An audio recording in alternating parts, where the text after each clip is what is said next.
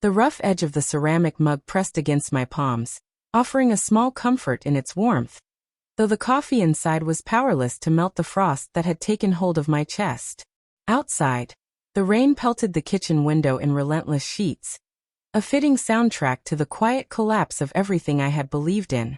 Across from me, Sarah stirred her drink lazily, her lips curled in that insufferably smug expression that had become her default lately.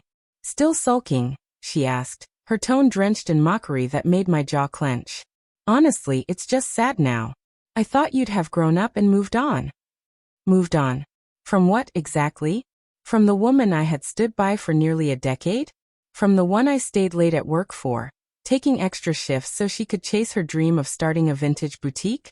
From the woman who looked me in the eyes every day and lied through her teeth while carrying on an affair behind my back? The truth hadn't stayed hidden for long. I'd seen the messages myself, read every sickly sweet line she'd shared with some guy named Jake. Just reading his name had made my stomach turn. When I confronted her, it was like watching a train wreck happen in slow motion.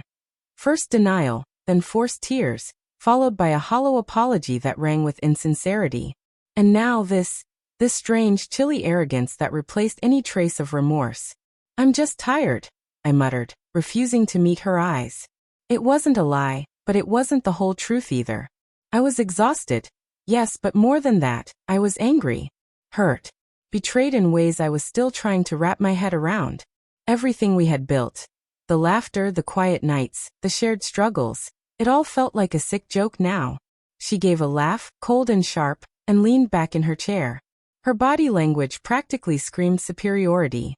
"God, you're so predictable, Liam. Always playing the sad, noble victim.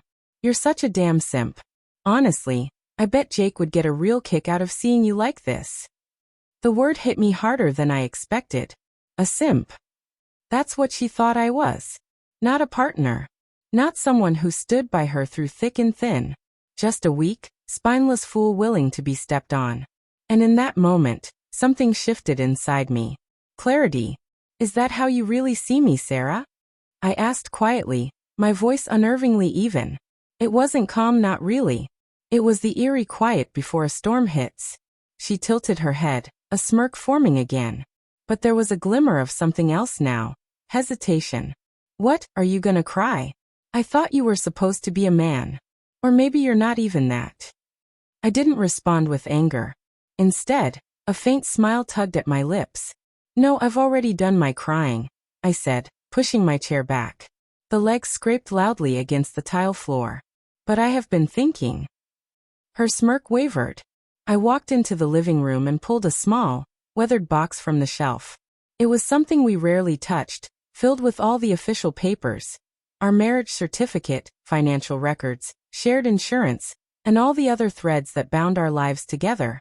But it also held something else. Returning to the kitchen, I placed the box on the table between us. Her expression changed the moment she recognized it. Panic began to flicker in her eyes. "What is that?" she asked, her voice suddenly thinner. "Why are you bringing that out?" I looked at her, the weight in my chest finally starting to lift. "Because I've realized something," I said plainly. "I let you make me feel worthless. I let you walk all over me while convincing myself it was love. And you? You just took and took." Her eyes darted to the box, then back to me. "You're overreacting." "No," I said softly, shaking my head. "I'm finally reacting. And no, I'm not a simp. I'm a man who loved you far more than you ever deserved. But I won't let that love turn me into a fool anymore." She opened her mouth, but I raised a hand to stop her. "Whatever you think Jake gave you, attention, excitement, I hope it was worth it. Because whatever we had, it ends here." I turned to walk away, and this time, I didn't look back. Half right.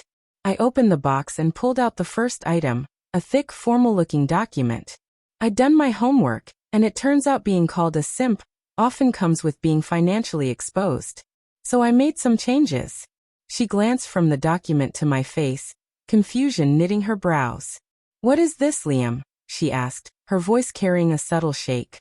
"This," I replied, holding the paper up, "is the transfer paperwork for our joint bank account. If you look closely," I tapped the page with my finger. You'll notice I've moved all the funds into a new account. One that's in my name only.